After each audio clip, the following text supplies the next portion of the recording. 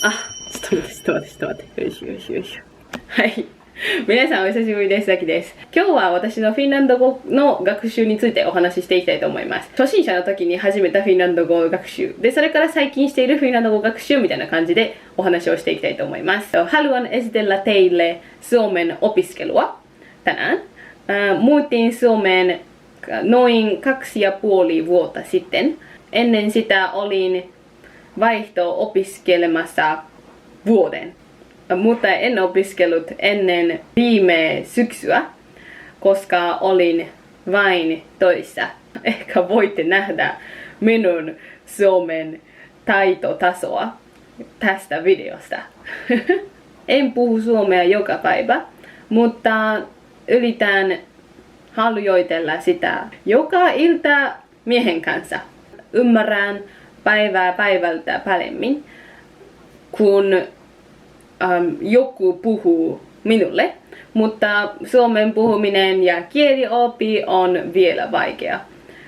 On paljon sanoja, mitä en osaa. Ja vielä joku päivä haluan puhua suomea sujuvasti. Hei, okei, nyt voin esitellä teille, miten opiskelen suomea. はい。ということで、私のレベルはね、こんな感じだったわけなんですけれども、ヨーロッパにはCEFRっていう言語レベルを見る指標みたいなものがあるんですけど、A1 から C2 まであって、C2 が一番流暢ですね。そう、私は母語が日本語なので、日本語はC2 レベル。で、多分英語がB2 から C1 ぐらいの間で、それから、私のフィンランド語は多分 A2 から B1 ぐらいの間です。今ね、ちょっとフィンランド語のコースを取っているわけなんですけど、そのコース的に言うと、B1 から B2 の間ぐらい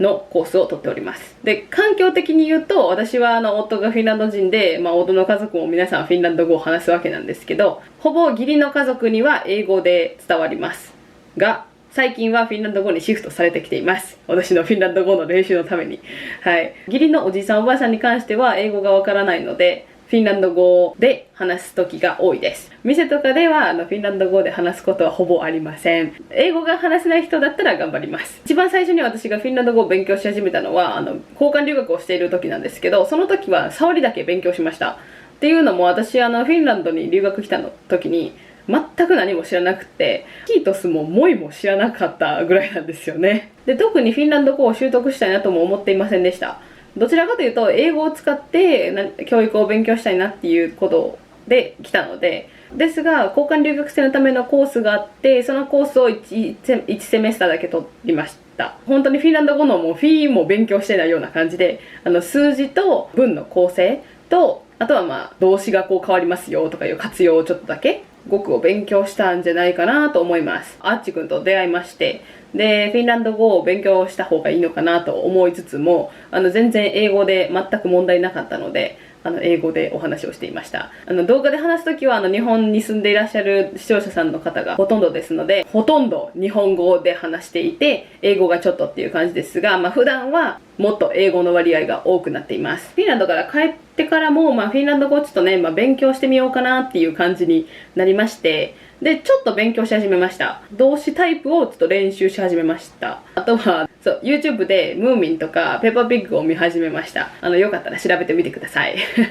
はい。で、それでフィンランド語を聞いて勉強している感じになっていました。あと YouTube で、多分知っている方多いと思うんですけど、こちらの方の YouTube ビデオを見て、で、あとは、多分最近更新されていないんですけど、フィンタスティックビーストっていう方のYouTube ビデオとかも見て、ベーシックのね、フィンランド語をちょっとずつ勉強していきました。あとは、ドゥオリンゴのフィンランド語バージョンがリリースされてからは、ドゥオリンゴで勉強し始めましたけど、これ使わんやろみたいな言葉いっぱいあって、ベルホやビーキンギとか、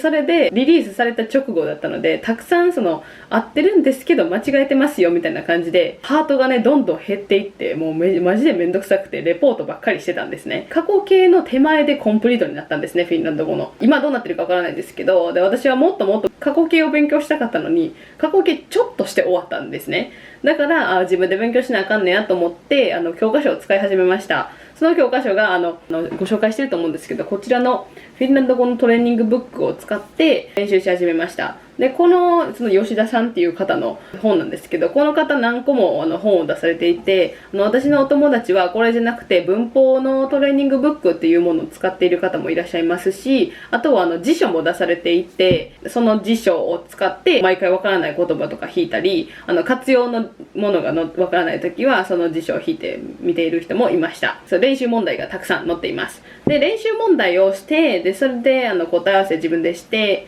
っていう感じだったんですけど、それで日本語でね勉強し始めて、私が思ったのは日本語で勉強しない方がいいなって思いました。私はオーストラリアで語学留学をした経験があって、その時に英語で勉強した方がちょっと理解が深まるというか、私にとってはそれがいいなと思い始めたので、フィンランドに行ってからは、フィンランド語で何かしら教材を手に入れようと思いました。でそれまではわからない言葉をフラッシュカードにしたりとか、デュオリンゴが終わってからは新しいアプリを使いながら勉強を始めました。でそのフラッシュカードのアプリからなんですけど、それは暗記っていうアプリで、アプリっていうかウェブサイトでもあるんですけど、アプリは買い切りで2000円か3000円かそれぐらいだったと思います。でそこにもう本当にフラッシュカードでもうわからない言葉をカテゴリー別に分けて入れられることができます。それでもわからない言葉を入れては夜にフラッシュカードして勉強したり、デュオリンゴが私その時にはまあまあやなって思ったので、ワードダイブっていうアプリを使い始めました。でこれはサブスクリプション制で、今見たら 9.9 ユーロだったので多分1500円ぐらいだと思います。それもデュオリンゴみたいな感じなんですけど、スペリングの練習とかもちろん文法の練習もありましたし、なんかもっと実用的だなって思うことが多かったので、それを使い始めました。でそれも6ヶ月ぐらいしたかなと思います。で結構分かるようになってきて、でレベルも進んできて、楽しくフィンランド語を学べてるんやったらいいかなと思いました。はい。でフィンランドに移住することになってから、今も私が愛用しているスオメンメスタリっていう本をやり始めました。フィンランド語で全部書かれています。で学校で使うことを目的とした本っぽいので、結構なんかペアになって話しましょうみたいなやつがあるんですけど、それはアーチくんにお願いをしてやることもあったし、ほとんど独学のために使っています。後でも言うんですけど、今大学で使っている本はそうめんメスタリの本です。本に書き込むこともいいんですけど、電子書籍を iPad に移して iPad で学習を始めました。ちょっと書いて覚えるタイプの人はいいかなって思いました。で iPad ではこのGoodNotes 5これも買い切りで買って、それ1回買ったらもういくらでもノートを追加することができて、スキャンで書類とかファイルとかを入れてそこに書き込むこともできるので、これは本当に重宝しています。私の友達がアニメを見てから日本語を勉強し始めて、で結構日本語がね流暢になってきたっていう子がいるので、それをね思って、私も好きなことをフィンランド語で始めようと思いました。でそれがこの犬夜叉です。フィンランド語で書かれているんですよね。犬夜叉は私大ファンなので、犬夜叉をフィンランド語で読み始めたらいいんやって思って読み始めましたが、結構難しくって、で読むのむずいんやなって思ったので、もう一度そうめんメスタリをしてこれに戻って、でまたちょっと読めるようになってきたなって思ったら、またこのわからない単語とかもあるので、単語を暗記に入れて、で暗記でフラッシュカードしてみたりとか、フィンランド語の単語は結構活用で形が変わるので、それで毎回その原型の単語なんですかとかをあっちくんに聞いたりとか、今取ってる講座で先生に聞いたりとかしています。今は大体分かるようになってきましたけど、その最初の方はもう本当に何が何か分からなかったので結構苦戦しました。でも分からないことを分からないままにしないっていうことをモットーに今も頑張っています。あと最近話題のチャット GPT でももしかしたら勉強ができるかもしれませんね。多分フィンランド語話せますよね。チャット GPT はマイクロソフトの AI ですね。フィンランド語話しますかって言ってみましょう。話せますって聞きましたね。全然何も考えてなかった。ハルワットコカフビア。機械だから読みません。ヤバニスタ。日本が好きですか？機械やから